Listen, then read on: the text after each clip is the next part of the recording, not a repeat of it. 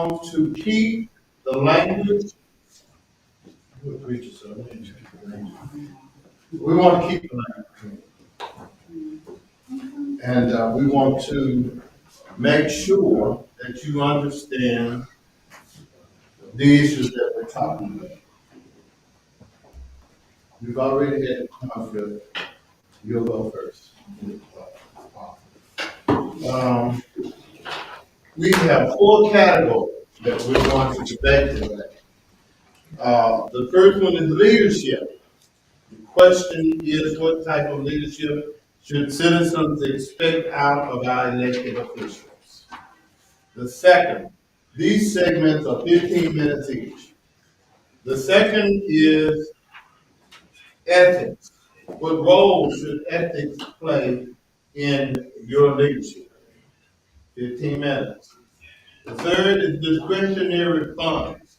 How should the funds be used? What formula do you or did you use to make your decision? And the fourth is business environment. How do we grow existing business, encourage new business, develop from current citizens, and recruit new businesses that will increase the household incomes in Etowah County? You will have 4 minutes, candidates, to introduce yourselves. And at the close, you will have 4 minutes each to close out. Mr. Lady Robinson is our timekeeper. One of our panelists did not show today, so I will be moderator and questioner. One of the panelists. The form was lost, and Ms. Parker is going to be the first to start out.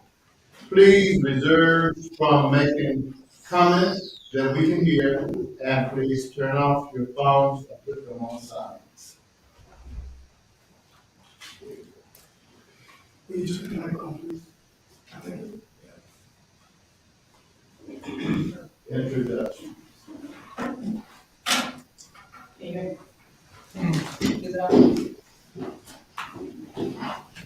Good evening. Good evening. I'm Caryoln Parker, former Etowah County Commissioner. I served on the Etowah County Commission from 2010 to 2018.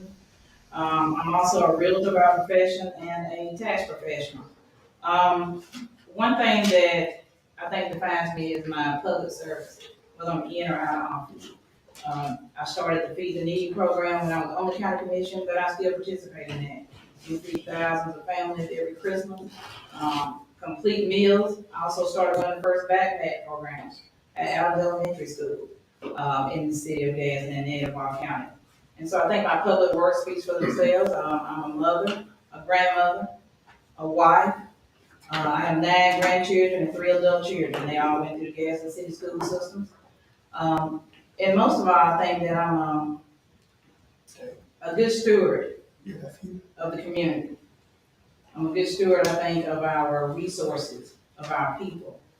And I think that the reason I want to be your next county commissioner or commissioner again is because I think that I always have the heart of the people in mind. I always err on the side of people and not government.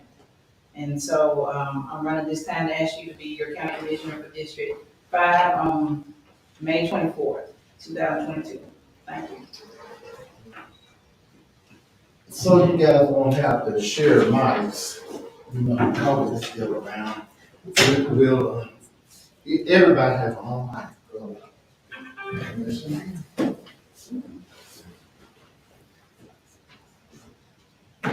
Good evening, everyone. My name is Jeffery Washington, and I'm a current resident of Etowah County. I was born and raised here in Etowah County, and I'm seeking a re-election of county commissioner at District 5. I feel that my role in these 3.5 years have proven that I'm a candidate that's for the people. I love people, and my heart is there to serve. I think it's an honor to be a servant to serve Etowah County constituents in District 5. Things that I've done in District 5 to share is that we've done when COVID came out, we were leadership in that area. Yes, it's on. We've done training programs that we provide. We've done feeding programs that have continued, no new programs that we've started, just want to help and assist in the other programs, keep those programs alive and going well. So we found ways to sponsor and support those programs as well. We've also done things in the neighborhood and community, during the COVID time. We've done things that will bring people back together, bring a sense of lifelong activity back to people. So we want to do things that will allow people to feel energetic, and motivated to become themselves once again and get out behind the walls. My heart was that we find people to do the things that need to be done, to be whole again and feel like that things that they once used to do, they can redo. So my thing was trying to make sure that we find out what do people need, what do people want, and we go in and start programs. A lot of programs we have assisted in keeping those programs going, which will be along with education, along with back to school programs and projects that we have fund through other organizations that are already doing these programs. I'm excited about continuing the work that we started by helping programs, starting new and innovative programs that will allow people to grow their companies, grow their business, and also be able to say that they're proud of where they live. So I'm asking for you, let's continue the work that we started in District 5. I'm asking for your vote and your support in this re-election on May 24th, 2022. Thank you. I didn't introduce the panelists. One did not show up, but that's okay. I'll fill in that spot. We have Mr. Joseph Cole. Those of you who've been guests should know Joseph Cole. And we have this Diane Treadwell. Those of you who are guests should know Diane Treadwell. And of course, I'm Chris Zach. Mr. Cole will begin the question. This would be the easiest question that you would have for me tonight, and it goes to both of you. Why do you want to be commissioner, and what do you bring to the table, and what do you have to offer?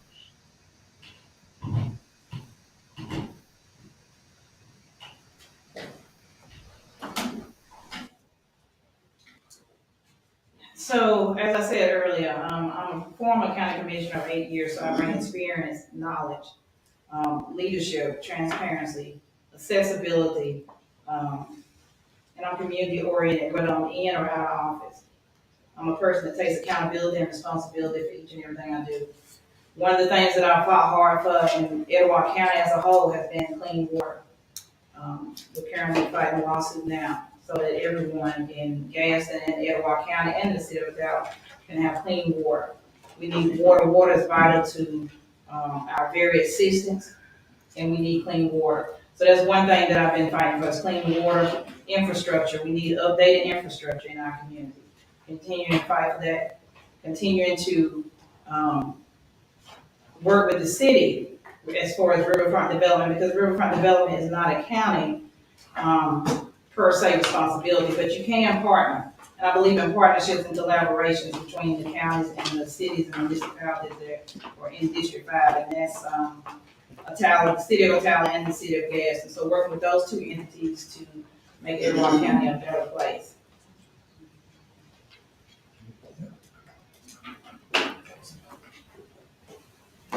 Could you repeat the question, please?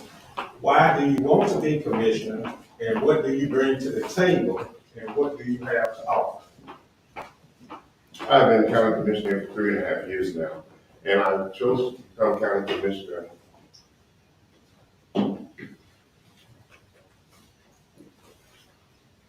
It's on. You on?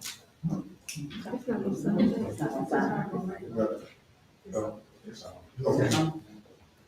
I chose to run, when I chose to run for county commissioner, I feel like I had seen some unseen things that were done, I thought that I could make a difference in. And those things were trying to get into our neighborhoods, create an infrastructure that will move forward, crossing the lines that will work with municipalities, that we will be able to build stronger roads, build stronger communities, be able to bridge those gaps over the course of time. There was not a relationship formed at the time, and I want to get in the form of those relationships. But I feel like together we can build in Etowah County. But with the tension and the division that we brought in, that was there hovering over our city and over our county, the relationship of working together to get a lot of projects solved and resolved, we didn't have that necessary cohesiveness of working together. So I felt like if we found a way to work together, we can get more done in Etowah County. We can get more roads done. We can get more infrastructure done. we could get more people working together. We could reach out and cross those lines in every municipality to where Etowah County would begin to grow. And if growth is what we have taking place, then we're able to sustain and move forward and have people look at this way, look at this economy, look at this place to come and build their factories, their industries, to want to be a part of Etowah County. And I felt that I could come in, bridge that gap by working and creating relationships with other municipalities so that we can have a stronger leadership in Etowah County, that we're able to bridge those gaps. Now, in bridging those gaps, it takes working together. It takes people trusting one another. It takes people believing in one another and having that division kind of dissipate as we create those relationships. We have a lot of needs.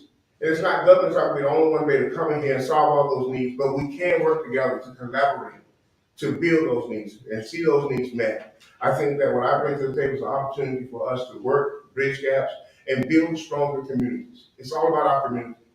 If we build stronger communities, then companies, then infrastructure will increase. And if we build those communities and as companies start to look here, things will begin to develop in Etowah County that we haven't seen. More tax revenue comes in, more money from taxes come in. We begin to see infrastructure begin to develop. We begin to see other companies coming here, and the way of life changes in Etowah County. So yes, I think I pose an opportunity that if we can be not a one form of government, not just a megaplex of government or one, but a megaplex of cohesiveness of working together. A house divided against itself cannot stand. And my whole thing was to come in and run to bring togetherness into our community so that we can start seeing changes across the boards, across the lines. And we begin to tear down that one community is better than another community. I think that's how we grow. That's how we begin to see things in Etowah County take shape. Those are the things that we want to see take shape and move us forward in our economy. Not in our economy, but in our homes. That if we bridge those gaps, things will take off and our homes will be better. Our lifestyles will be better by building those gaps. There are a lot of issues out there, and we take them one by one. And as we solve one, we move to the next one. But not just put a Band-Aid on it. That's not going to the community and put a Band-Aid on it. But go into that community and solve the problem in that community, and then move on to the next one and the next one. But solve the problems. Let's not put a Band-Aid on it. So I think I bring that leadership of strength to that. A strength of leadership that I want and willing to work with others and be there for the long haul. So I'm asking you, let's continue the work that we started in District 5 by building those gaps, bridging those gaps, bridging those gaps, creating those relationships, and moving forward.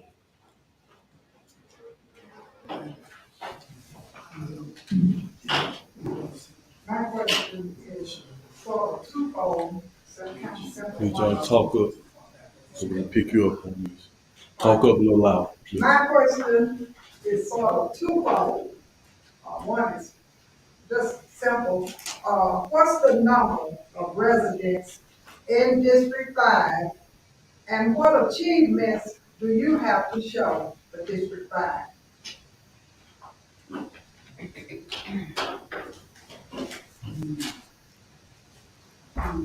Was that one question? Yes. Okay.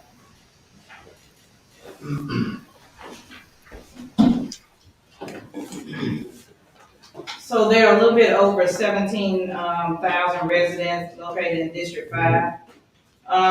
Some of the achievements I have to show for it would be visible in just about every corner, I think, of the Commission District 5, from the city of Ottawa, where I contributed hundreds of thousands of dollars in road projects. So the district goes from Forest Avenue to, I guess, right around City Hall in the city of Ottawa. So I helped with some infrastructure projects there. Also, Tuscaloosa Avenue area around the Carver Community Center, you can see where there was some brickwork done, making some of the handicap ramps, the sidewalks handicap accessible, walkways, and you'll start to see a uniform look. So you have the brick pavers, but you also see them in Alabama City on Wall Street. So as my opponent said, so that when you go from one area of the county, it should look uniform. But one area of the city, it shouldn't look like, oh, I crossed the tracks or I crossed over into a different neighborhood. And I was able to do that working with female-owned companies and also minority contractors. I worked with a minority contractor on several of the road and infrastructure projects. Mr. Michael Baker owns a local company here. And he's a sample of me building relationships with people who were trying to kind of reinvent themselves. When he started off younger, he got into some trouble, and when he got out of prison, he's totally reformed and built a company, a very successful company. And I was, honored to partner with him and work with him on many projects throughout the city of Gadsden and Ottawa. So green pastures, I worked on getting an old bridge restored. Alabama City, Wall Street, there's projects there. Some of the merchants told me they had an issue with not having advertisement. So again, I partnered with a minority contractor, and they have the brick marquee sign, the digital sign you see on the corner of Wall Street and Mid. See what other side? Downtown Gadsden around Court Street where the clock is. I contributed to that project. Around Pittman Theater, I contributed to that project. Over on the west side by the old Gadsden High, I contributed to projects over there. So I think in every corner of the city of Italian Gadsden and the county, I can show you works that I did on behalf of people of Edward County. And what was the second part? Did I answer it? Okay. And what project that I done? Okay. Can you repeat the question? What's the number of residents in District 5? And what achievements do you have to show for District 5? Well, yes, the same number is the same, over 17,000 we have, and we, some of the achievements we have we have worked with the city of Caryoln in doing road resurfacing, working on playgrounds and equipment to give a better way of life in the neighborhood itself, resurfacing the walk track in Ottawa so that our neighborhood in District 5 people go out and enjoy the walk without getting hurt or falling down because they got to be needed repairs, so we do that. We also have feeding programs that we put together and established in Alabama City where we stopped and fed the homeless there as well. We went in and worked with several of the businesses to help them get the money that they need to help redo their business to make it touchless during the time of the COVID. We also put together on Tuscaloosa Avenue, we went in and started working with, trying to work with Mr. Worthy on trying to get the lights reconnected, and we offer assistance to that in any kind of way financially. We also went to East Gadsden and we started working with the infrastructure there, the roads, the curbs being redone, offering assistance there. Also in the process of doing, road work at the back of the intersection of Oscar Adams School when people come in to pick up their children. There's a traffic jam usually there in the middle of the day. So we've got with the city of Gadsden and with the school system, and we decided that if we do this, we're gonna cut a road through to give easy access and traffic to stop the congestion right there. So it'll be much easier for our parents to pick up their children to alleviate the backup of traffic. We've also went into the city of Ottawa again, and when we went in, there were roads that were in much needed repair, and we went into those and got with the council person in that district and began to work with them in meeting the needs of $100,000 for road work that needs to be done. At the same time, we're working with the city of Gadsden to pave 3 of the streets in Gadsden right now to finish up, making sure that the infrastructure begins to see the improvement that it needs to see. And there are many more projects that we're working together with on because of the relationships that we have developed and want to go in and keep that working. We've also done things where we have assisted in helping with the nutrition program feeding. I think it's the Freedom Center where we have gone in and given food to help the Freedom Center. We've also given to other organizations that feed the needy, the homeless. We also have what we've given to other nonprofit organizations that help children not have to sleep on the floor. We went in and we also did the programs that we developed a program that goes into the Chamber of Commerce. And what we do is we give $2,000 out of discretionary fund every year, and they use that money to help businesses that cannot afford to be a part of the chamber. We use that money to allow them to go in and be able to join the chamber of that 280 that they have, and begin to work a program where they can see the improvement in their business. We also have ran into programs where we went in work with local businesses to help them be able to apply hand in hand, working with them to apply for this money, walking them through the steps. I also stop by and I see many businesses there that when a new business is established in Edgewater County, and especially in my district, I make it a point to go by and speak to them, invite them into our neighborhood, and share with them, I'm here for them if they need whatever I can do for them. To build that relationship immediately, that they have someone they can depend on and count on to help see their business grow and further. So we do those things to make sure that we let them know they have leadership that's speaking and talking for them. I also understand that it's important that we have a relationship not just with municipalities, but that relationship with our constituents. So we had a situation where one of our constituents had a flooding problem. It went to the city said it wasn't theirs, and it also went back and said it belonged to the county. So when they make the phone call to me, I don't just send someone to look, I go myself to make sure I'm meeting the needs of the people in the community. So I went there, and Larry and Andy is their name, I won't say their name, last name, but they were there. I went to visit with them, talk with them about their problem. What do you need? And we found out that we only have about 20-foot space there. We went in and we relieved their problem by getting the city to understand was it okay if we go on the property. We got them, their permission allows us to put our heavy equipment on the property. We went in and fixed the problem so they have to stop being flooded. My thing is to make sure we can solve them. In any situation that arises that I'm made aware of, I want to make sure that I can go personally and reassure them that I'm personally working to see that this be solved. So I want to make sure we understand that I keep myself available to the people that elected me to put me in, I represent them. And to run for them at a time if they need me the most, I want to show up the most. So thank you. This is for both candidates. What is the primary function of the county commission? That's part one. What have you done that would be left or considered a legacy issue? What can you point to?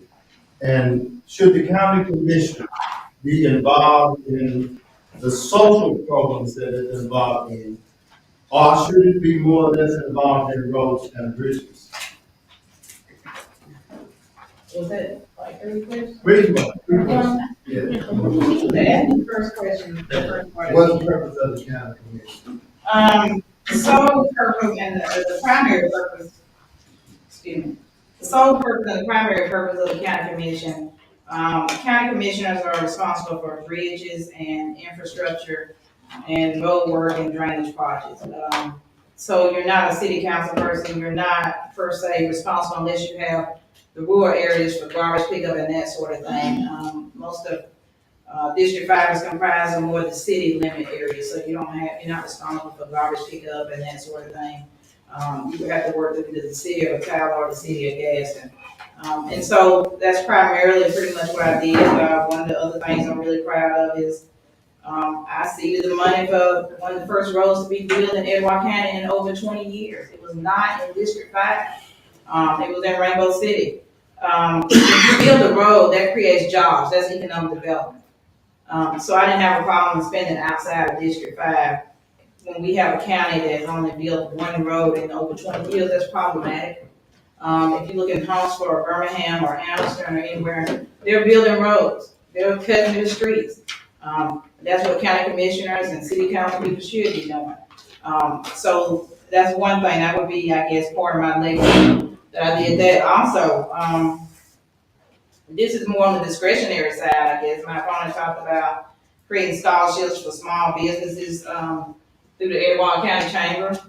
I actually started that program through a diversity program that I partnered with the city of Gaston, the Chamber of Commerce, and the late Mr. Floridana at WMJ Radio. So we did a diversity program through the Chamber of Commerce, and that's when we first started handing out the scholarships. So all of those things. Also bringing in art. I formed a partnership with the Cultural Arts Center to bring in art into the district. You'll see pieces of art on Wall Street.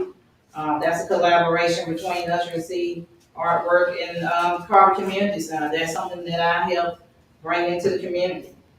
What was the second part? I'm sorry. Any question? You better. Answer my question.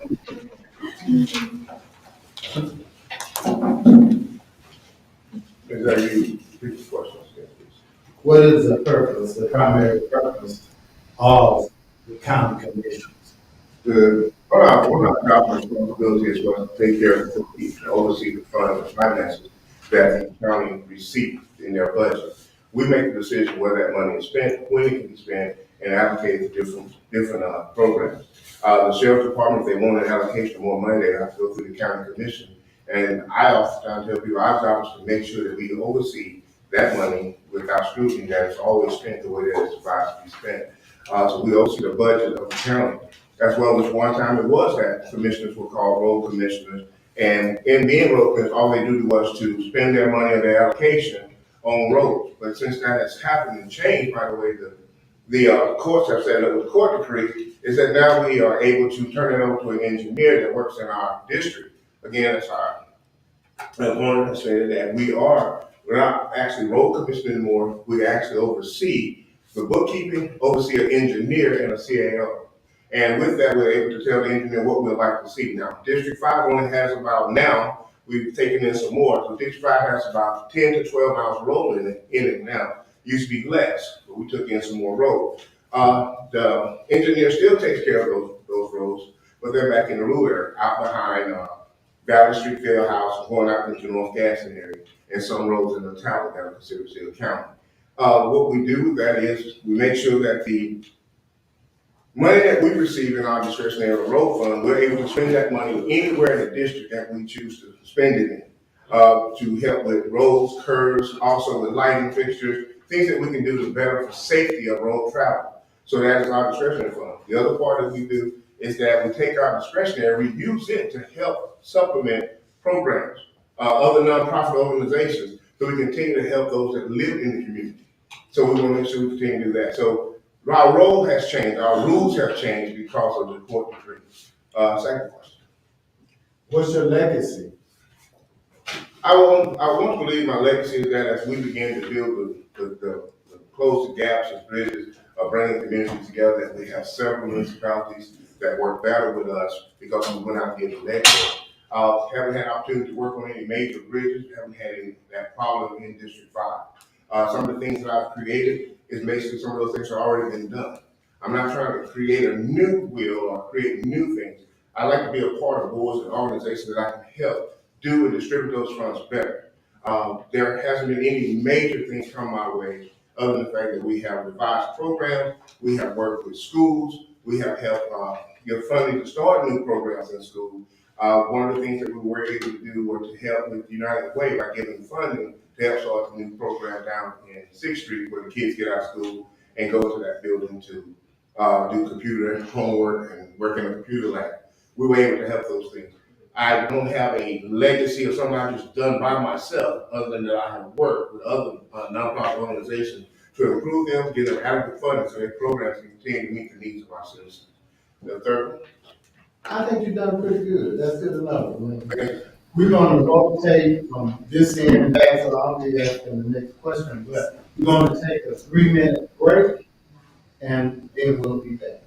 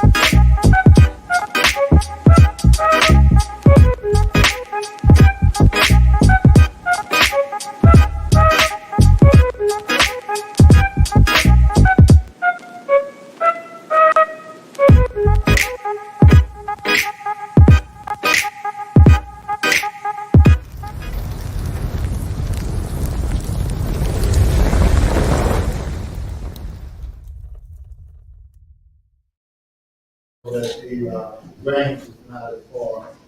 And the reception and video station will be Real Talk disclaimer. The information provided by the host on this platform is for education and awareness purposes only.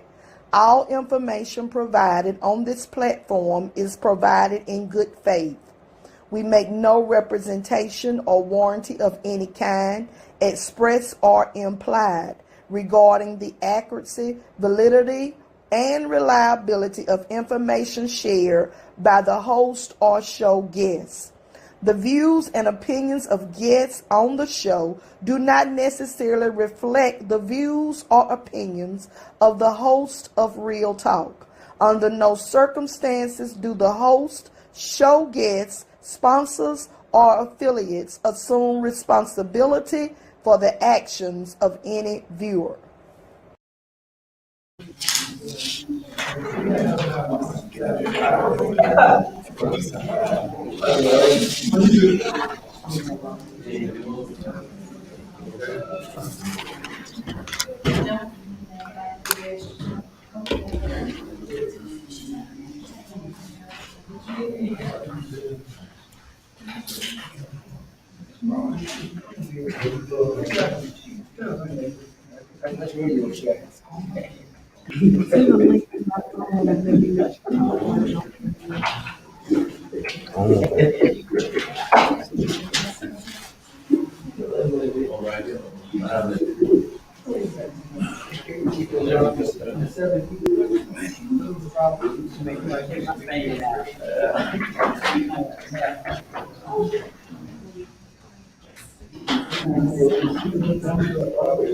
Ladies and gentlemen, while we're waiting, if you have questions, I want you to text them to 256-613-6391. 256-613-6391.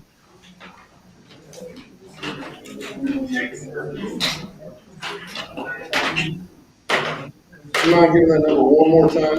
256-613-6391. It's on the bottom of your sheet. Yeah. We're going to, give Mike a couple of minutes, but, we're going to continue because we only have, a certain amount of time. And we're moving on to the 15-minute segment of ethics. The 15-minute segment of ethics. Parker.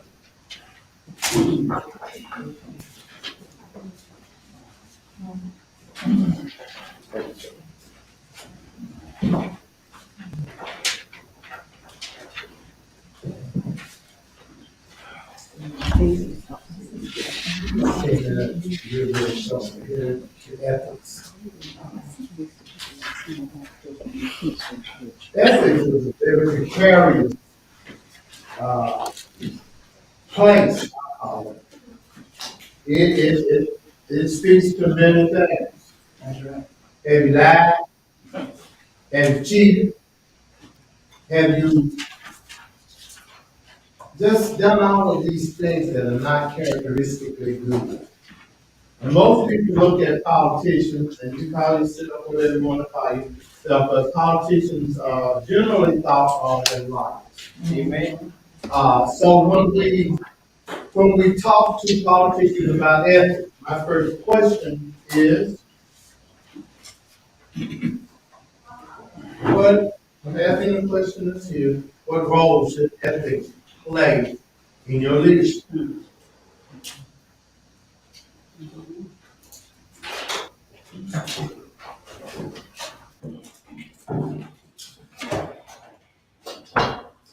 So for me, ethics and morality is a guiding force. I think you need to be a good steward with taxpayers' dollars and resources, but also with their confidence in you. If they don't have confidence in you, you can't lead, and they won't follow. What someone does, I think, is private. You cannot allow that to flow out into what you do as a leader. So I think you have to always remember that there are our youth, our future are watching. that other people, or other aspiring politicians or leaders are watching.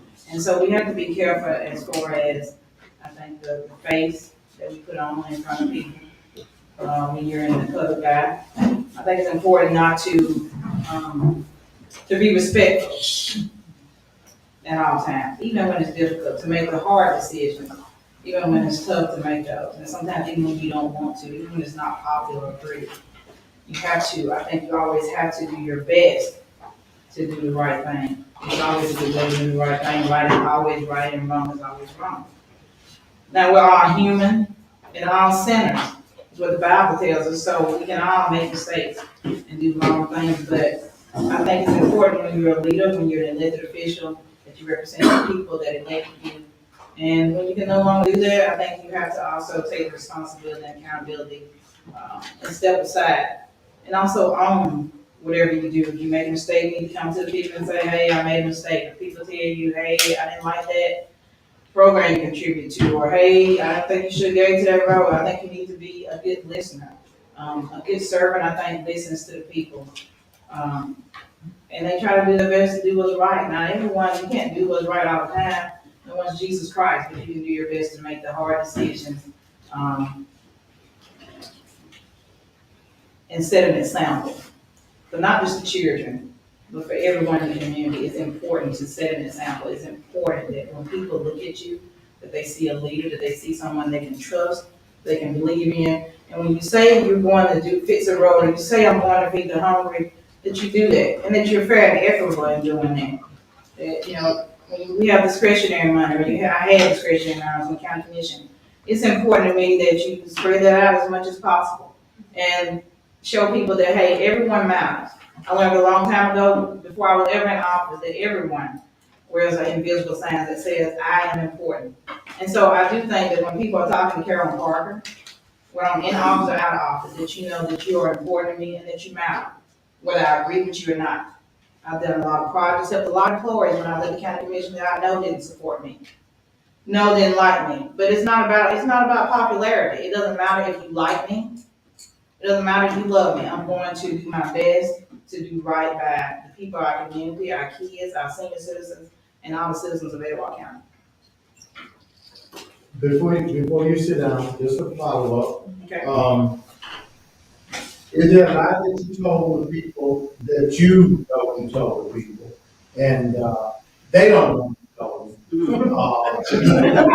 that to mention tonight. A lot that I told people that they don't know, I told them that I know.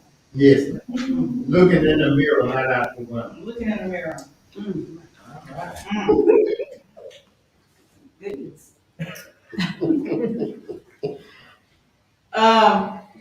Well, let's see. If you have a specific question or something, then I guess you can ask me. So I try my best not to lie. One thing that I did when I was first elected during my first term was very much like now, I have a sheet of now what I consider to be accomplishments that I'm passing out. But before I was ever a county commissioner, it was just promises, commitment. This is what I'm going to do if elected. And one thing I did was to make sure that I was my own measuring stick. Did I do this, and this? So one thing I can say this. One thing that I did during my first term, and one of my friends said, make sure you're going to do this every single time, was I committed to holding bi-monthly meetings for the constituents.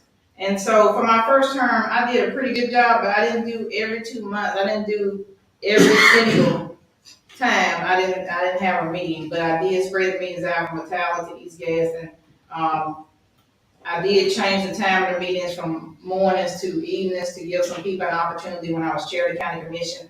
But yeah, sometimes I was a little lazy and didn't have those meetings every 2 months like I said I would. That's one thing that I can say. But as far as all the other commitments, if you go back and look at one of my handouts or advertisements, I think you can check every single one of them off. I brought a copy of my discretionary spending from my first term in office to be a little bit more comfortable with my opponent, since this is his first term. And you kind of see how I spent the dollars, where they went, how I divided them out from summer enrichment youth programs supporting the kids in the summer, to the YMCA, to Sickle Cell Foundation, to the Chamber of Commerce, doing scholarships, to feeding the hungry. I think you can see that I was very diverse in my discretionary spending, and I think that's something I committed to. One thing I committed to when I ran the first time was giving the seat and the voice back to the people. I don't think there's anyone in this room that can honestly say that I didn't do that. If you can, then please see me afterwards and tell me where I fell short, and I'll be glad to do my best to try to live up to that. Okay, thank you. Before Commissioner Washington comes, we have one question from the audience, and this is for Commissioner Washington. Did you give to Ignite, that is that program that's down in Sixth Street? If so, how much? And have you been active with the program, i.e. interacted with the kids, been a positive role model for them? Through the United Way, we gave a total of $3,000 that she was talking about, doing the program. We gave $3,000 for that. We also gave more money to the United Way Foundation. I have not had the opportunity to go down and interact with the kids. Now, I interact with the kids on the regular basis. Every single morning I'm up at 4 o'clock and I go to the YMCA and I train athletes, train student athletes to be better athletes. I've been into school systems where I've worked, been hired as a trainer to train their athletes as well. I'm always around kids. For my last 28 years, I've always had a job that dealt with me being around student athletes, both times. I've also coached athletes at Litchfield Middle School four different times. 2 years when Corey Middle School was Corey, and 2 years when Litchfield High School became Litchfield Middle School. I coached girls basketball there, and I coached girls basketball at Corey Middle School. I also started a girls basketball team called Blue Chip Sports Performance, which is the name of my company at the time. The name is now Blue Chip Sports Performance. And so what I do is I actually work with athletes to improve their skills and ability to play the sport that they play. We also have given money to various programs throughout Etowah County to be diverse. We've been to West End High School. We've been to Glencoe. We've been to Sardis. Well, we've given money to these schools. So the programs they want to start, the programs they need help in, would help them. We also went into West End. They were needing a lawnmower because the lawnmower tore up, so I joined a partnership with another commissioner to help with that. I still continuously now give to the United Way and to other programs that, nonprofit programs that are in our community. Okay, you can keep saying that with us, sir. What role does ethics play in your leadership? And I'll ask you, go on and ask you the last part of it. Have you lied to your constituents? And if you want to talk about it. Well, I think we have to first understand that this seat is not about us. This seat is not about me. It's not about the people. It's about us being there for the people. We represent the people. And if we're going to represent the people, then we have to listen to the people, hear what the people's desires are, and then meet those needs. Now, to me, then understanding that it's not about me or what I'm doing, but how I'm going to serve you to have elected me. Being able to listen to you, share your ideas and your views, and then take a view of what you share with me and see the vision of what you want to see the community look like and the direction you want to see the community go in. So by listening to you, I'm able to do those things. At the same time, I'm able to say that if we're going to be leaders, we have to make decisions. We do make decisions that everybody's not in favor of. We do make that decision that we don't please everybody when we make that decision. But we have to do what we feel is in the best interest for the community. And everybody's not going to be pleased with your decision every time. But you have to stand in there, and when they come questioning why, you have to be strong enough to stand there and say why you made the decision. Give an explanation for your decision. Why did you make that decision? Be able to share that with them. We have to be able, as leadership, to be able to impact people's lives. The whole idea about being in that seat is how do I change someone's life in this position where they ask me to serve them by voting me in? How do I impact their life? How do I change their life? By the decisions that I make. By finding programs that will help their children, finding programs that will assist them in things they want to accomplish as adults, that we bring those programs into the community. Some of the things that we've done in the community, for me, was simply saying that by going out, talking to people, telling them about how good, what we're trying to do in District 5, to get them to find an interest in District 5.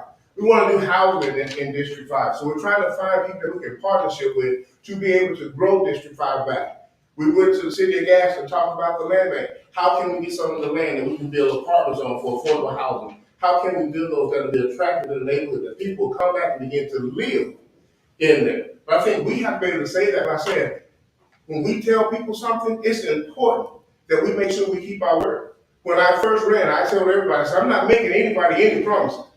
I don't know what I can do and can't do in this city, but once I get in there and learn, I'm gonna work hard for you. I'm gonna do the things I know I can do, and as I learn, I'll be able to do more. So these first 4 years have been about learning. I've learned things that I can do that I didn't know I could do. So I'm beginning to develop programs, beginning to put money in places that I know will have the most impact in District 5. I chose a nonprofit organization to give a lot of my money to. And I chose that organization because I felt like they made the most impact in District 5. Now, I don't exclude any other county or any other district in Edgewater County. But District 5 chose me to represent them. I'm their voice. So when I speak or when I give allocation, it's to impact the lives in District 5. How do I turn lives around in District 5? And when they're proud of the decision that I made, they're proud of the things that I've done in District 5 to move District 5 forward. That's what I want them to say about me. Now, I do give to other districts. I do cross the line and give to others. I do give to programs that are across those lines. But the majority of my money will stay in District 5, where I'm being elected to choose to work and serve them. And it's an honor to serve the constituents in District 5. So for me, it's important as a leader that if I do tell them something, I do. If I do show up when they call me, I think that's the biggest impact that I know I care. It's important that your constituents know that you care. And a leader is always out front, leading. I remember when COVID first hit, and it was in Rainbow City, down at 12th Street Church on 77. Immediately after I realized it was there, I made a call to our MA director, and I said, listen, my constituents can't get to 77. They don't have adequate transportation. A lot of them walk. I need that to be in District 5. So we talked and found the first site that was in our community was behind East Gaston Health Clinic, where we immediately set it up and started testing for free like it's already doing down there, because I felt like our constituents needed just as bad in District 5. So we did that. The next one we done, our partnership with Commissioner Worthy. Again, want to build that relationship. That we did one at Carver. We brought Ed Jones in to give out sandwiches and chips and soda for those who would come and be tested. Because people were dying. And we need to find a way to slow that down. So to me, it was important that I reach out immediately to find out how can I serve my constituents? How can I make them feel safe about what's going on in their neighborhood? And so those are the things that I do. Hold up, you got another text here. So you mentioned, you told an organization that done impactful things in the community.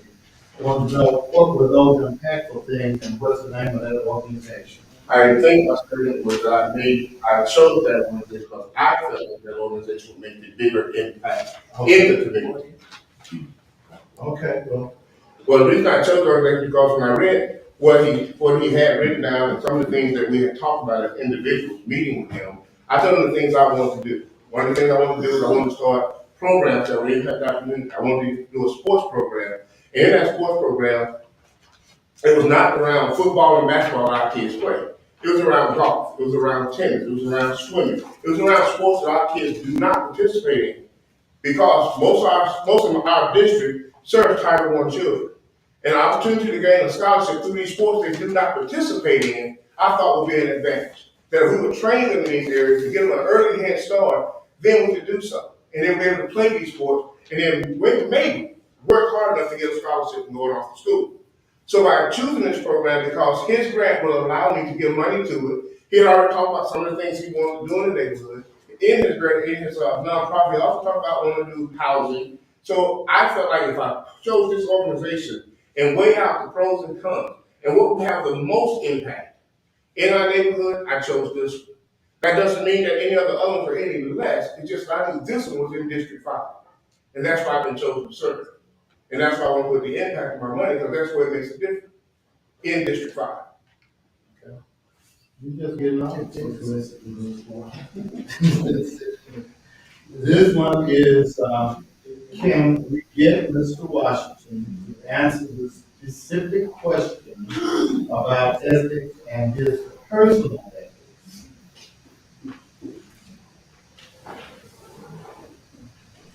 My ethics and purpose is that as leadership, we have to be as transparent as possible. If there's a particular question someone wants to ask, I think you have to ask.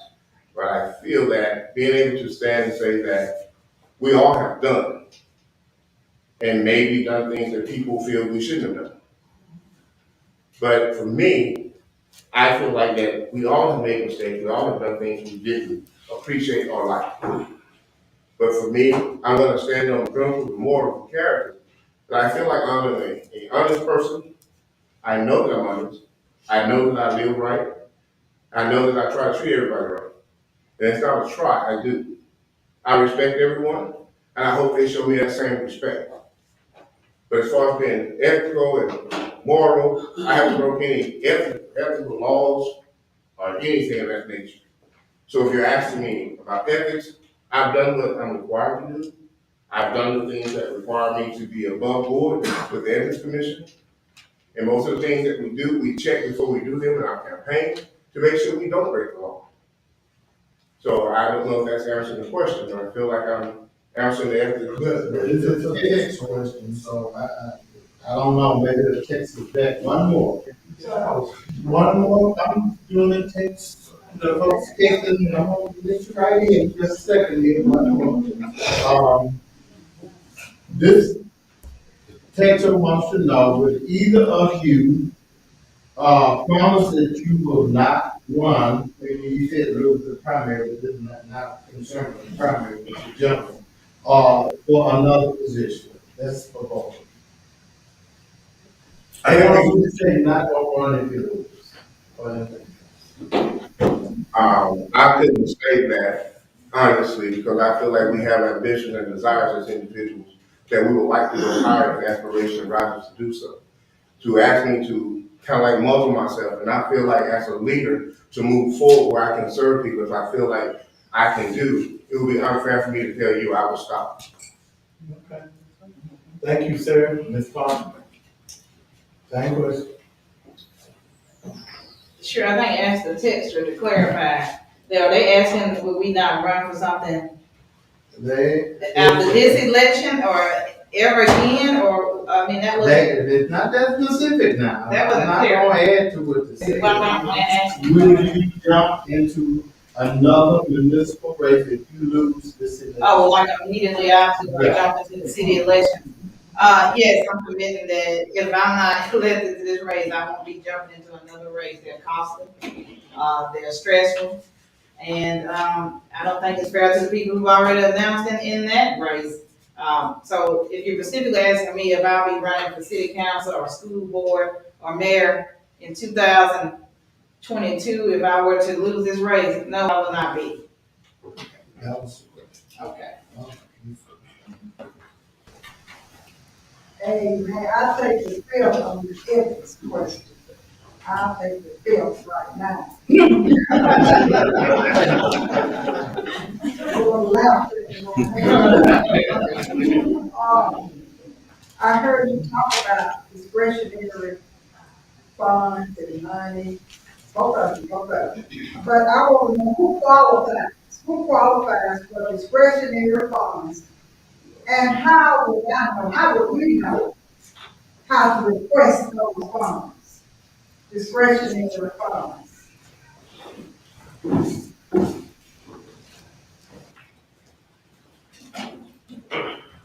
So it's in the name, that's why it's called discretionary fund. It's at the discretion of the elected official how they choose to spend the money. It's up to you, the voters and the people that elect the individual, to hold them accountable. If you don't think they're fairly distributing funds, then you need to speak up and say something about it. How would you find out about it? Just like today, I had to go back and refresh my memory on some of the organizations and projects that I contributed to. You can go to the Etowah County Courthouse and request, and I think you can even request online, a copy of discretionary spending. Qualified. Yes, it's not cheap. But while we're on that, I've advocated and talked about having kiosks in different places like Carver Community Center and other community centers in North Gas and Green Pasture, so that people can have easier access to public records. So if you had a kiosk in a community center in East Gadsden, and you live in East Gadsden, and as my opponent said, you didn't have adequate transportation, which we do need to work on our transit system, then you could walk hopefully to one of the nearby community centers and access one of the county funded, with your taxpayers' dollars, fund the kiosk and access any information that you want to see. You know, what kind of trips you took, what kind of education you took, what kind of organization you gave the money to, and then you could do, you know, your research. I'm asking, how would I request those funds, like, for, just for instance? Oh, how would you request some of the discretionary money? Yes. Okay, so you have to be, a nonprofit, you have to meet certain criteria, like the individual couldn't just necessarily come up and say, hey, Caryoln, will you give me $500 if you didn't have an organization, but you could ask me, hey, Caryoln, my son goes to, Litchfield Middle School, and so the Ramses, they have several kids and they participate in the band at Litchfield, you can say, hey, would you, support the band, they need new uniforms, which I often did, or, hey, is a program on, you know, feeding the hungry, would you give to that? So there are some guidelines, but again, is at that person's discretion if they give or not. But you can just simply request, you can call the county courthouse and ask, you know, specifically, to get a message to your commissioner, or you could call the commissioner, you should be able to call and ask them, you know, personally, hey, will you contribute to this project? I think it's a worthwhile project, would you mind supporting it or contributing?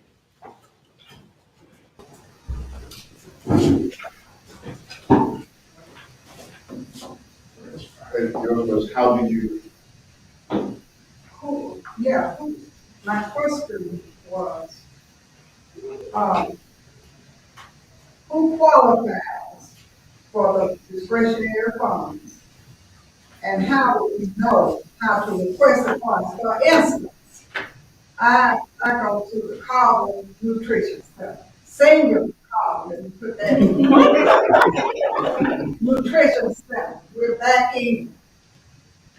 Sometimes we, like if we wanna take trips, or do something special on Easter, or any holiday, can I come to you and ask for funds? you can. Now, to explain the first part, as commissioner, we're responsible for the funds that we receive as well as the funds for the county. So when someone comes to me and asks me, I need your help to do so and so, and I want to know if they're 501c3, nonprofit, then I tell them I need your paperwork for your program, and I also need your bylaws. At that point, you can email it to me. I will transfer them to our lawyer. Our lawyer will go on the Alabama site that approves nonprofit organizations. Once you've been approved, it has to come back to the commissioners, and then we as a whole body vote whether or not that is a service of community purpose. And then we vote on it. If we all vote yes on that, or the votes are positive, we have more yes than no, then that group or that organization qualifies to receive direct funding from me. So if Ms. Treadwell, using your example, if the group that you're talking about is a nonprofit 501c3, you have to give me that paperwork. I will then turn that paperwork into our lawyer, Mr. Turnbaugh. Mr. Turnbaugh then will go to the site and find out if they qualify. And then once he tells me you qualify, then I can let you know, yes, I can give money to your organization because now you've been approved. So if you come to me and just ask me, I can't directly satisfy your answer with saying, yes, I will, until I get approval from our attorney. And then we have to vote on it in order for us to be able to get money. Several organizations have come to us or come to me and asked me that. One is a group at Emerson Middle School. I can't think of the name of the group, but they do a lot of service. Young ladies, young people come together and they go serve free. I can't think of the name of it, but they asked me if they have funding. And I couldn't directly give them funding even though they was in the school. because it wasn't a part of Gadsden City, it was outside agency. So after they got me the paperwork and have given me the paperwork, I turned it into the turnbox, it would be on the agenda for us to vote on. And if we pass it, if the turnbox says it's okay and we pass it, then I can give it directly to individual nonprofits. Most nonprofits are already set up before I took office, so a lot of the ones I get now are ones that ask me, and then I go and check, so I don't get myself in trouble or the organization. So I check to make sure that I'm able to give to them before I promise them I can. The other question. I have a twofold question, and part of this goes to, Ms. Parker. You stated something in an earlier answer that you gave, money to Rainbow City to do a road almost $100,000, how much it was. And what I was wondering, was there some way in your district that you could have put that money to take care of the roads in District 5? And if however much it might was, that same commissioner could use a certain amount, that same amount to put in the district.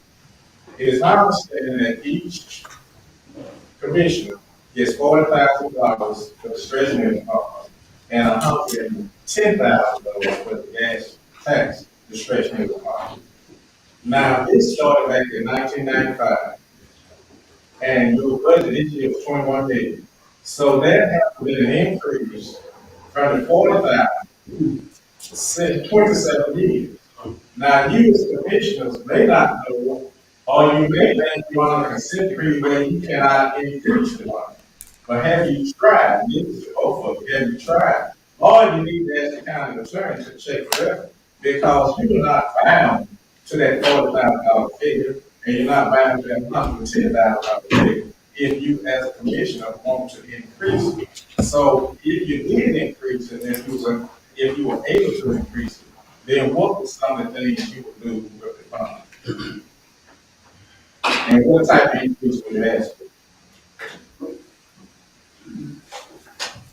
Okay, I'm gonna answer the first part, and I'm gonna repeat the second part. Okay. So, yes, so I gave roughly, I think around $150,000 to Rainbow City to see the money for the first, road to be constructed in Etowah County in over 20 years.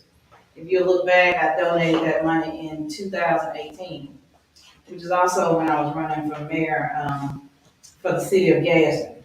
So at the time, there's always projects to be done in District 5. There's probably more projects to be done in District 5 than a lot of other districts, as far as drainage and infrastructure and poor roads and outdated roads and crumbling bridges and that sort of thing. So that was so the money at the time, there were plenty of road projects, I think, in the city of Attala and the city of Gadsden. The city of Gadsden chose to decline to do any more collaborations or partnerships with me, once I announced that I was running for mayor. And that's, I'm sure, public record. You requested emails where I said, hey, this needs to be done. Can I collaborate? Can I partner with you on it? So they would not accept it at the time. So yeah, there's always plenty of projects to be done in District 5 in the city limits of Gadsden. So you may say, well, what about the city of Attala? At the time, I also gave a huge chunk of money to the city of Attala to resurface roads, work on drainage projects and flood in that area. So yes, I even cleaned up the Attala cemetery where a lot of African Americans are buried. So there's always work to be done, I think, in your respective district. But at the time, they declined to partner with me on anything. Did that commissioner, who at Rainbow City, offer to give you some funding since you had given that to Rainbow City, or did you ask her? You gave her. So that was Rainbow City, and it wasn't the county commission. It was in collaboration with Rainbow City, not the county. So, second part. Oh, the second part is that you all get 40,000 and 110,000, and this has been going on for 27 years. Have y'all tried to get an increase in your discretionary fund? And if you did, how much you asked for? You could get it. Everybody's sitting there bound by this consent decree, but you get the county attorney to do his job. But we're not into that. But I'm just saying, would you as a county commissioner try to get an increase in your discretionary fund we need to do more pavement schedules as far as the amount of the roads and the amount that you get to see. Yes, so I'm sure you all people know that also under the consent decree that we talk about, which forms a minority district, and not just District 5, but also District 6, of course, this is a majority minority district. And if you never hear anybody talk about District 6. It also states in that consent decree, they voted to turn those powers, as my opponent said earlier, over to the engineering department. So when you request, there's a request of an increase in funding, oftentimes that money goes to the engineer department. And as he stated, you can get with the engineer and say, hey, I want work done in District 5, which yes, I absolutely did request, the most I could get through the engineering department and the road department. But that's part of the consent decree also, that the engineering department was formed. When the first county commissioner, which was Commissioner Presley, was in office, after the first lawsuit, so that we could even have minority representation on the county commission, when he was in office, there was an issue where he didn't get an equal share of the money, he just simply had a title. And he didn't get an equal share, so like you said, some of the other commission districts actually had more money than District 5.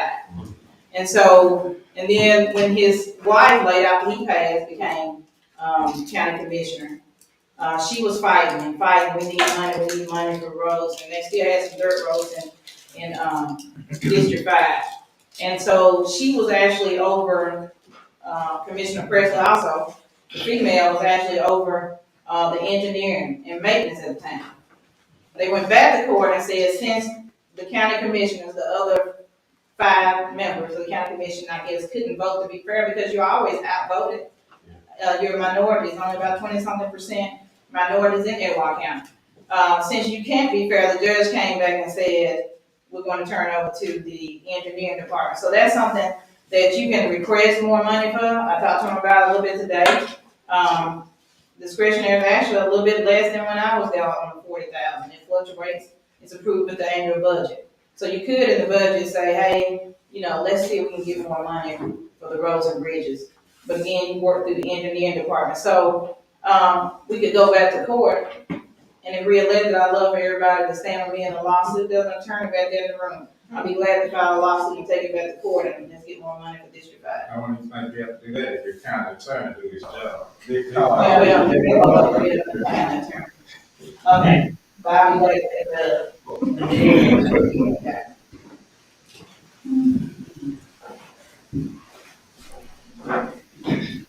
The question again, please. Okay. You all get $40,000 and $110,000. And this has been in effect since 1995, 27 years. Would you as a commissioner give it up to this and try to get this increase because you can get an increase? And my thing is, if so, it will give you an opportunity to do more for your constituents if you have more funds. So is that something that you'd be willing to try to do at this point? I think that we did have that conversation generally when the time came up. But I feel like it would be difficult because some of the challenges I face on the commission board. One of the challenges I faced was I wanted to be able to, we got our CBG grant money, which will allow us to put money back into the community. And the city of Gaston also has her CBG grant money. They chose to put theirs in the community development, and they chose to do roads. We chose to give $250,000 to United Way 211, which is an organization that helps people during the COVID time with their lights, gas, and rental assistance program.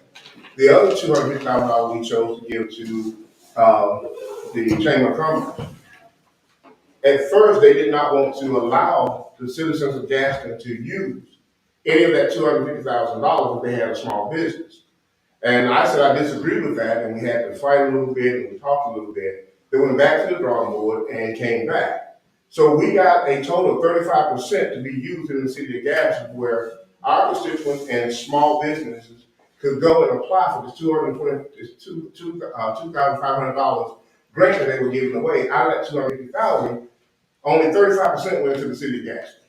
So we fought again, and now we're still trying to fight because the rest of the county, I don't know if it has to do with the way advertising or other small business in the out-room areas of the county, didn't hear about the program, some did, some didn't, and they applied for this money.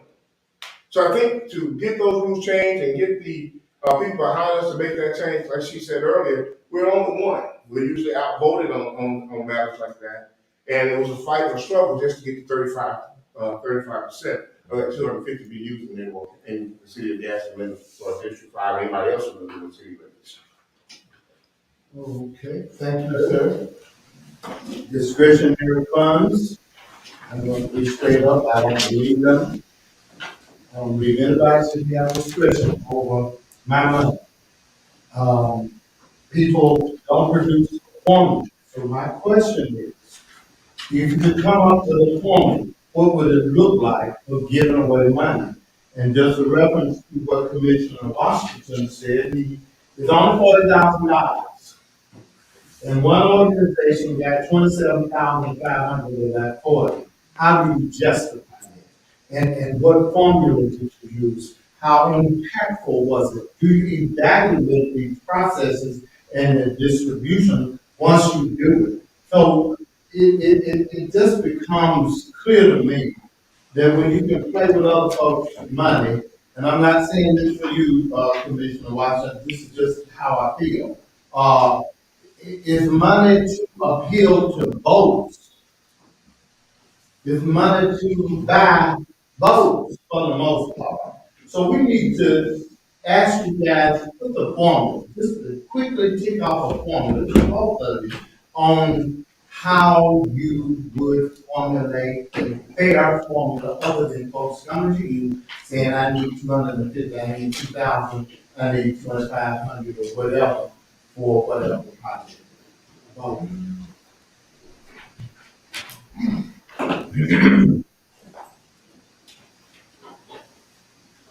So as I said to Ms. Trevor earlier, it's at your discretion, when you're in office, how you distribute these funds. So there is no magic formula. You would come up at your discretion with a formula yourself. So I guess the measure that I used was, trying to represent all corners of my district, District 5, represent all the people from the youngest to the oldest. So, from pre-K to the senior citizens, as Ms. Treadwell said, I gave some to the senior nutrition program. And making sure that, there's several senior nutrition programs. You're part of East Gadsden, there's one at Carver Community Center, there's one in Atala, there's one in Green Path, there's several. So making sure that I try to give to all of them. The Sickle Cell Foundation, but not just Sickle Cell. As my opponent said earlier, sometimes you have to get approval. So the Cancer Foundation, the Heart Association, just trying to have some sort of matrix to make sure that I cover, not just a diverse group of projects and organizations with the discretionary money, and trying to be fair in how I distribute. If I gave 5,000 in some years to the summer enrichment program that was started by Dr. Gary Lowe, then I also try to equally give to the programs Reverend Preston Nixon and Talent, which was also in District 5. So just trying to be fair and equitable. If Beautiful Cafe asked for some, and then someone else asked for some, if Adams Elementary asked for some, then I tried to give the Donahue and Floyd, just trying to be fair and spread the money out as best I could, but also to give a substantial enough amount of money that you could actually do something with. I mean, giving someone $50 and it's inflation is not going to do it, but you also don't have to be, I don't think, on the excessive end, and excessive is subjective. What might be a lot to me, maybe a little bit to someone else. Commissioner?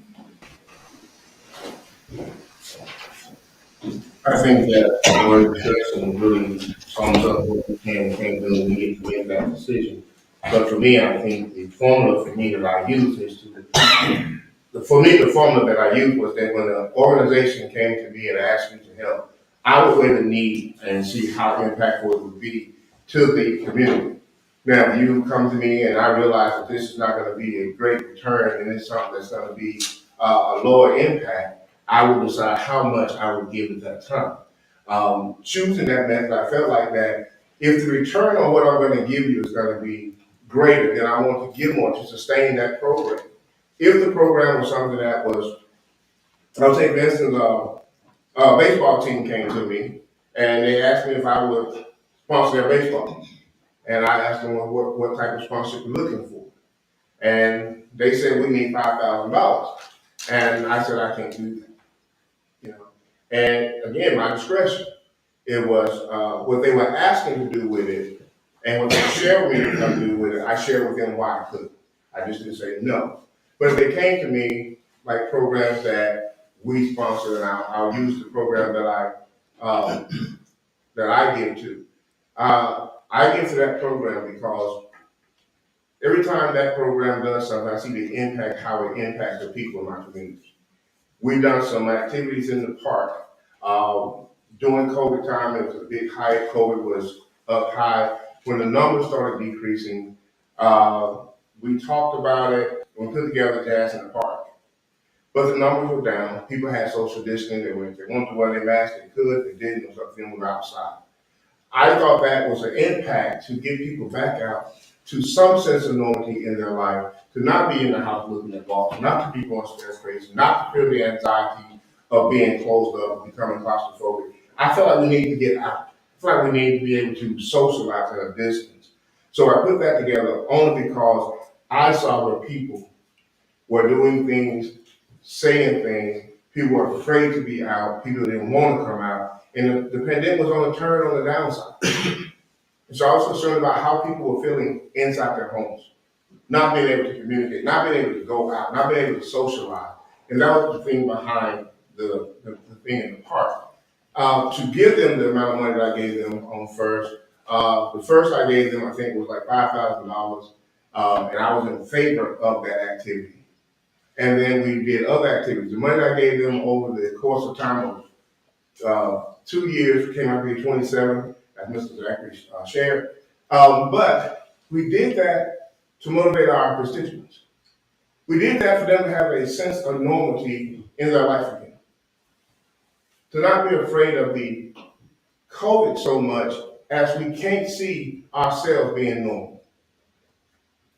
And we had people come out and say thank you. We had people say I needed that. We had people enjoy themselves. We had people dancing on the yard. But then we decided to do it again.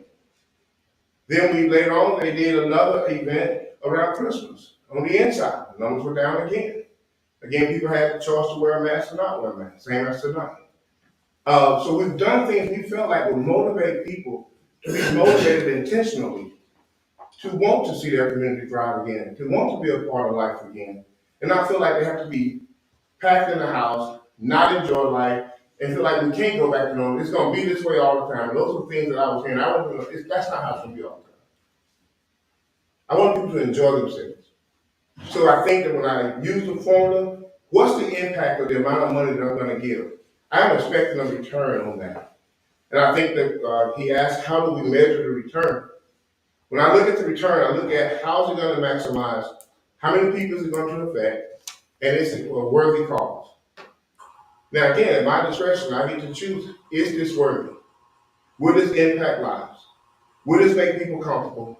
Will people begin to see life as a little bit more normalcy than being sitting in the house, watching the same shows, saying the same thing? So that was my reasoning, and that's how I evaluate on the formula I use to determine how much money I give to each organization, the maximum output of the return that I give. How do I measure it? I measure it by seeing what's going to happen, seeing that this project is worthy of this amount of money, and I make that decision. This is one of my pet peeves, and this portion is to both you, probably the leadership version, but I did not get a chance to ask you. What have you done, and what can you do to increase blacks employed with the county? And the second part is, what have you done, and what will you do to increase black nurse and assistants to the county judges, since there are I know you don't do the hiring, but you're in the leadership role, so I want to know what you do to increase black employment in the county and to increase some black assistance to those judges. Okay, so the first part was, what have I done? So when I went to Edward County Commission formally, one thing that I pushed for was more, kind of like the city of Gaston, you just simply don't have a fair amount of supervisors or African Americans in management positions. And so I pushed and pushed, and we had one supervisor, and that's not a real management system at the county either. But I guess I could say, you know, I was definitely the squeakiest wheel and always talking about it, and not just talking about it behind closed doors. The people knew that I was talking about it. The people knew that I was saying we need more people. Asking my fellow commissioners, come walk down the hall with me. Do you see anyone else that looks like me? You have to walk through 10 rooms and see another person that looks like me. This is not right. We need to do something to make it more equitable. And then a lot of the African Americans that were employed at Etowah County when I was on the commission were in a lower rate scale. So when I was chairperson, we eliminated the 2 lower classes of pay to bring them up to at least, I think at the time, $9 an hour. So, and as far as the judges, again, that's kind of like our discretionary money. That's at the judges. Now, you can request, and it goes back to having relationships. One thing, I had a really good relationship with the former county revenue tax commissioner. And I asked her simply oftentimes, will you hire more people? And she did. We had a good working relationship in and out of office. And so she was willing to hire more minorities, more females. As far as the clerks in the revenue department, you asked specifically about judges, but sometimes those people have to have certain credentials. And unfortunately, a lot of people, African American or not, just simply don't have. To be a clerk in the revenue department, you have to take several courses and have certain credentials. So the majority of the clerks in the revenue's office, the revenue commissioner's office, actually come out of DeKalb County and some of the other counties where the counties, I guess, have invested more in employees, and there's an abundance of people that have those credentials. So you really wouldn't have any say over, say, Judge Hassel's or Judge Steen's courtroom and say you need something. You could just simply, if you have a relationship, go to them and say, hey, would you hire someone else that looks like me? And what was the second part? You cut it Okay. off.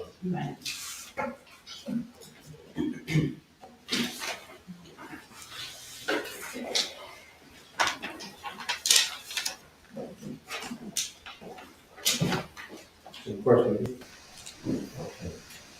What have you done, and what would you do to increase black employment with the county? And what have you done, and what would you do to increase black clerks and assistants to the county judges? That conversation has brought up a lot since I've been there. We constantly talk about hiring more people of color to make other people of color who come into the courthouse feel more comfortable. You're comfortable when you see someone that looks like you in the place that you go into. So we talked about that. Under me being there, we hired 2 people. One young lady was in the transportation. She left there to get another job. The other young man came in and went out to the animal shelter, and he left there to go to another job. Since we've been there, we've been fighting for change, and we do recognize Juneteenth now as a holiday for the employees there. We push for that. At the same time, we're still pushing to hire more minorities. The one thing I'm pushing for at the present is to get how we hire change. And I'm fighting the entire union. And I call it the good old boy system, where I tell them at the courthouse, because of the way they transfer from one department to the next. If you're working at the county and you decide that you want to transfer to another position, it's not open. Part-time employees, they'll hire us as part-time employees on the black side. But when it comes time for a job opening, you cannot be a part-time person and apply for a full-time position. They only promote within the full-time position. So we're trying to change that. That if you work at the county and if you're on payroll and a position comes open, hire the first person that applies for the job. You know, hopefully it's us. I'm not trying to say that we want to, like I say, you got to hire black after black, but I want the person that qualifies so we don't lose the service quality that we have on the staff. But if you part-time, you cannot move into a full-time position. If you are, and then we are pushing for how we got Juneteenth was pushing, talking to commissioners and deciding, you know, all these holidays we have, we just ask for this one.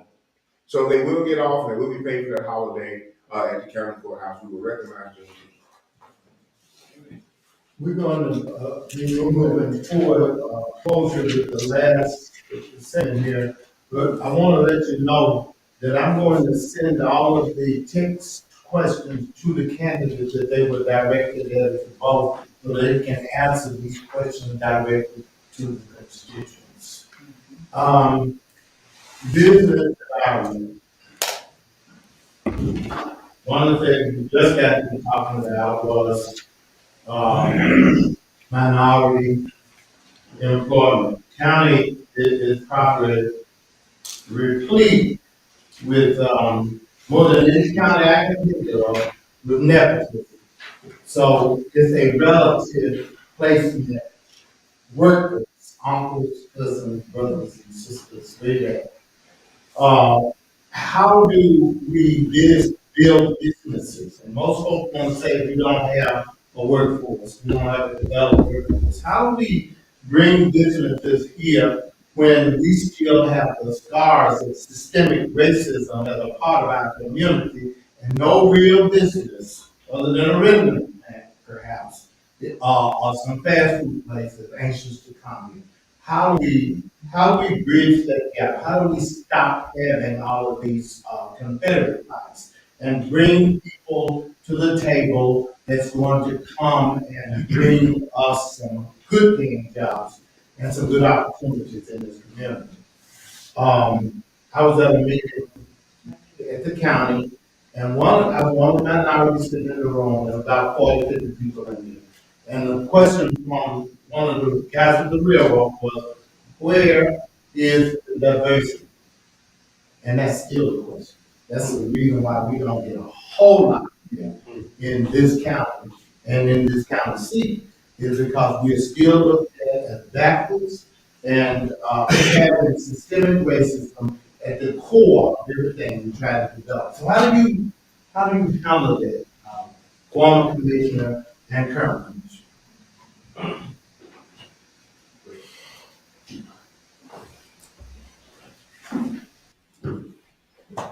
That was a long question, but, It was more a recitation.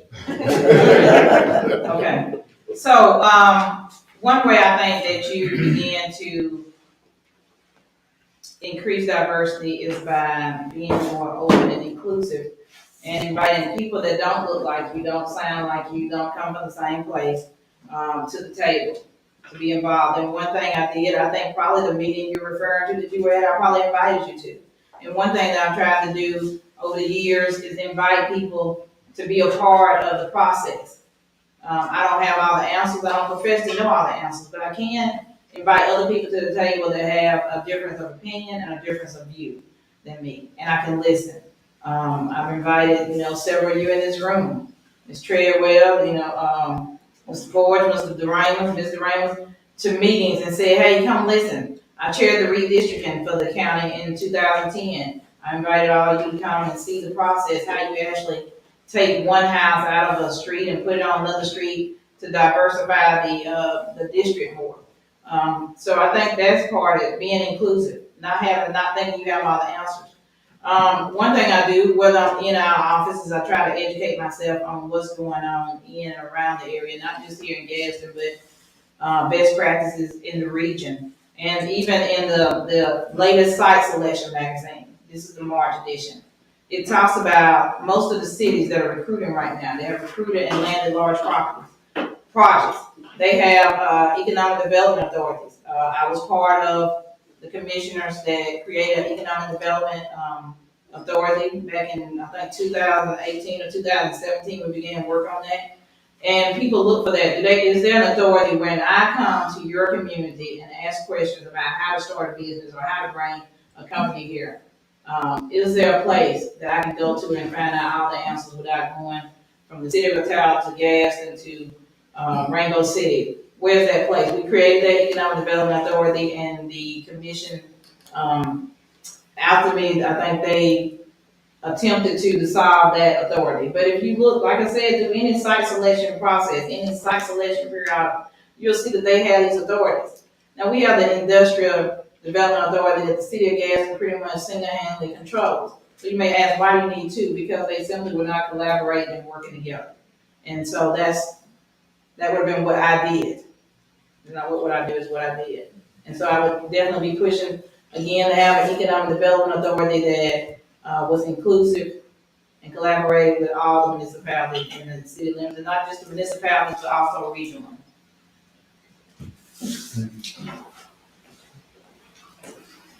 It's like you completely deal with that. Lack of diversity, in short, is one of the reasons we don't attract very much, business development in Gaston, Etowah County. What would you, do, or what have you done to bump that up, to preach about it? How many times have you said things at the county commission, to the all black commission except for you, about the need to change that so that we can have a more attractive business climate here in Etowah? So yeah, I think the very first time I ran for this seat, I mentioned that I would like to see us have a metropolitan cohesion, not a metropolitan one system government, but a metropolitan cohesiveness. And as I've been on the board, I've shared with them the importance of how important it is that we as individuals begin to lament on purpose, that we start intentionally doing things that cross those lines that you're talking about, that we intentionally speak out about the diversity and how bad and how much we need it in this community. I think Abraham Lincoln said in one of his speeches, a house divided against itself cannot stand. And as difficult as we may sound, it's hard to draw people to a place where there's division, where there's strife. You can't draw people here. And people overlook us because of that. I do believe that the mega site that the first commissioner started, wonderful idea. Give all the credit to them. But at the same time, that a big company had come here, and that company was interested in the mega site. That company overlooked us and went right to Tennessee up the road because at the same time there was arguing and bickering about the rendering plan. So those things were happening. And the lack of togetherness, the lack of unity causes companies to overlook us. We're concerned about our constituents. All of the elected officials should be, because they're the priority. It's not about us, it's about the constituents. We want them to have a better quality of life in Etowah County. We've got to tear down the walls, and we've got to become more diversified. And at the same time, at the county, what we're doing, although it's a start, not going on liking, we have a training coming in for, what's the word I'm looking for? Sensitivity training to be taking place at the county courthouse, because there is not a lot of black people that you encounter when you go into the place. And I've always said to the commissioners, you're not black. You don't know how to deal with a black person when they seem to be upset. They're not always upset. Sometimes they're just talking strong. They feel like they're being mistreated. So we need to understand and recognize when they are serious or they being mistreated and they're responding out of the mistreatment because you're not sensitive to their needs. So we've got sensitivity training that's about to start at the courthouse so that the employees there can understand what's going on. It's hard to understand a person that you don't know.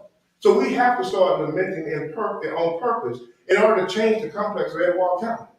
And it has not to start in Etowah County. Every municipality has to purposely lament, has to purposely meet someone and talk to someone so we can change and build the trust across these lines so that companies will want to locate here. Companies will want to move here because we have a community that's thriving. And if we begin to thrive as a community because we're crossing the line and tearing down this racism flag that stays over Etowah County, then companies will look here. They'll want to come here. Our communities will thrive. Homes will start being rebuilt. Finances will start going up in people's homes. But we're going to keep it this way until we intentionally start lamenting. Until we intentionally start trying to tear these walls down on purpose. In every municipality level and the county. We have to intentionally start lamenting. Thank you, sir. Well, If I may, Mr. Black, this one more thing. This year, we will have a new mayor, a new council in Gaston, and we will have a new commission. From this election, do you think that the leaders can get together? Because there appears to be a lot of static between the mayor and the commission, and it's always drama going on. Do you think this year, with the new people coming in, and that the mayor and the commission can get together and business, the people see have the relationship? Do you think this would help encourage people to come? Because it seems like the city of gas and the county itself is on different levels. But if they could just meet, the relationship is very important. Do you think that could assist also you bring business here to Edgewater County.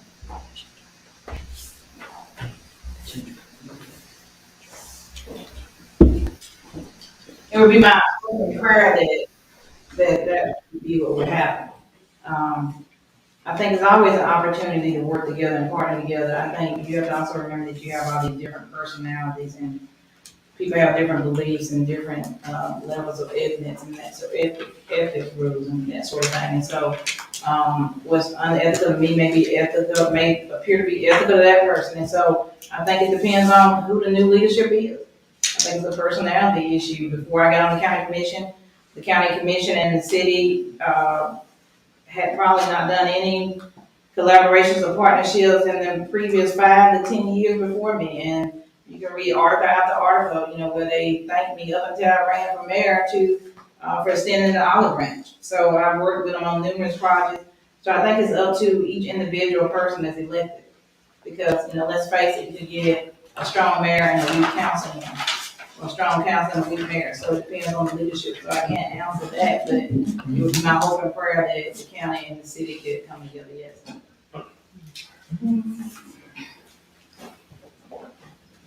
I would love to believe that. I would like to believe that, although we're grown, that we're able to put our differences aside and begin to work together to benefit Etowah County. Until we put our differences aside and that Etowah County become our purpose, Etowah County has one goal in mind. And yes, we have multiple municipalities in Etowah County. Then we have like 12, we have to decrease, and we have like 12 cities in Etowah County. And to ask someone to give up their leadership position and to ask them to work with others when they feel like they're the big dog at the table, sometimes that's very difficult. But I believe that if we have the heart of the people in mind, and we want people in Etowah County to live a better lives, then we have to educate our people to go to the polls, educate our people to listen to what the politicians are saying. And if they do that, then they choose the person they want in office that are meeting the goals that you have for yourself and your family. The idea you have that you want for your family, the goals that you have that you want for your family, those are the goals you listen for when that politician talks and speaks to you. And then you're able to put a person in there that's willing to work with us. You're able to put a person there that you feel like has your best interest at heart. We've gone to now, we vote for who's popular. But are they saying the things or doing the things or have been doing the things that you're looking for in a leader? So I think it's up to the citizens, the constituents, to make that decision to choose the right leader. It's up to us, up to you, to choose who will do the best job for you and represent your interests in the seat they sit in that you put them in. Thank you. Right now, we're running over, but we're gonna cut the time from 4 minutes to 3 minutes for you to wrap it up, starting with, Commissioner Washington. Good evening once again. Thank you all for coming out to sharing this debate. It's only the second one I participated in. I want to thank you for coming out and being a part of it. I ask you for your support in this 2022 election. I want to continue the things that I've started. I want to get better at the things that I've started. I want to make sure I do things that bring people together, that we can tear down walls of racism, that we can build communities of hope. We can build back our communities in District 5 to where people have a place they're proud of to live in. This is why I went to Washington and talked to HUD. This is why I went to a place to try to bridge these gaps to bring more money into build housing. Our community suffers. I want our community to be like everybody else's community, thriving, moving forward. But it takes the community to get out there with us. I want to be that leader, not just sit in the office, but out there in the streets with you, sharing what you're sharing, building what you want to build. And that's a community of love and respect for each other, that we're able to move this year and the rest of our lives into a position that District 5 becomes a thriving, prosperous community. But it takes us and who we believe in, who says the things, and you believe in that leader to do the things they say they'll do. I'm asking you to support me on May the 24th, 2022. Let's continue what we have started.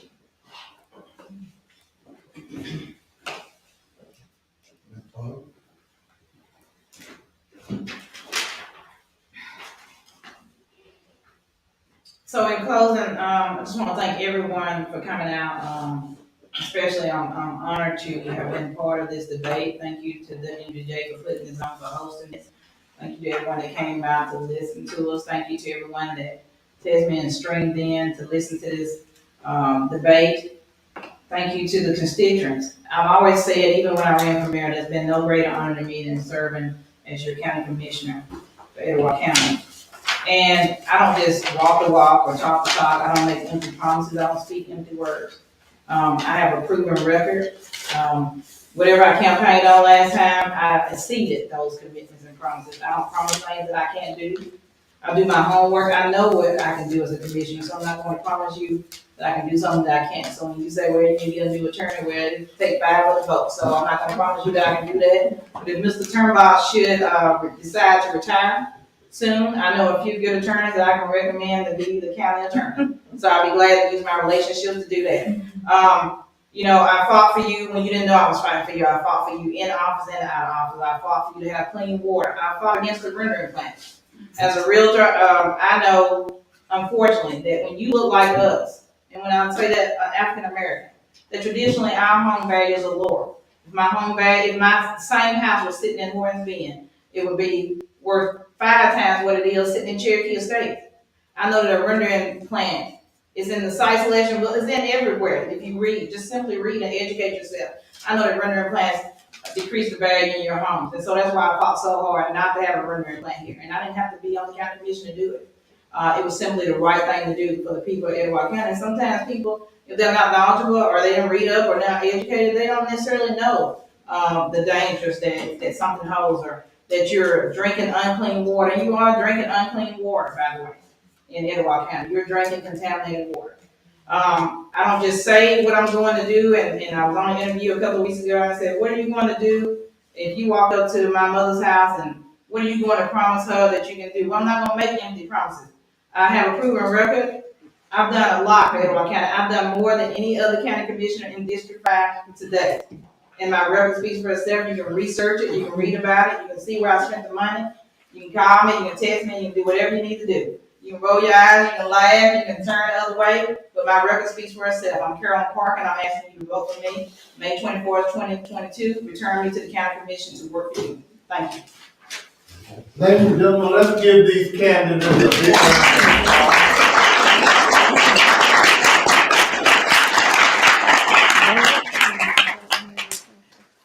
Let's also facility tonight, and I want to thank all of you for coming. Let's try and put pleasantness into these elections, because we're still going to be neighbors when this is over. And so let's try and do that, and let's try to choose who we think is the best candidate. I appreciate you guys for coming. WMGJ is very proud to have sponsored this debate tonight. And also keep in mind the young girl that I saw jump into the river on Saturday afternoon. Her family. And we got so much to do in this community. We can't be, I heard the preacher say a couple of times, the community, what do you say, divided against itself cannot survive. And big dogs don't always bark the loudest. That's right. Check a chihuahua out. It is time that we move forward in concert. And I want to thank the candidates for coming, and also Mr. Cole for coming all the way from Atlanta through all that traffic. And Ms. Diane Treadwell. Again, thank you, thank Etowah, thank Real Talk, and WMGJ for a wonderful evening. And I'm sorry, Scott, that we went over, but I appreciate all of you for being here. All right,